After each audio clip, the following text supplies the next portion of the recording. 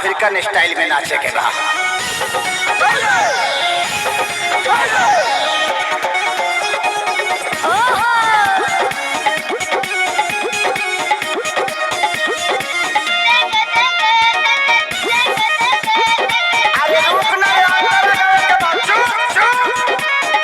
अरे लीची ले लो देखे के पागल बाजार भइल बा हो जवार भइल बा गाछी के फल फलादार भइल बा हो तो यार भइल बा हर ले लो हो पैसा ना बारे आज देता उधारे कहे देवर दुलारे से भौजी होई फल रसदारे।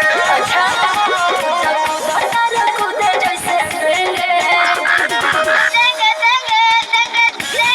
हाई बेगावा घुस गइल रे अफ्रीकन भगवे के नारे।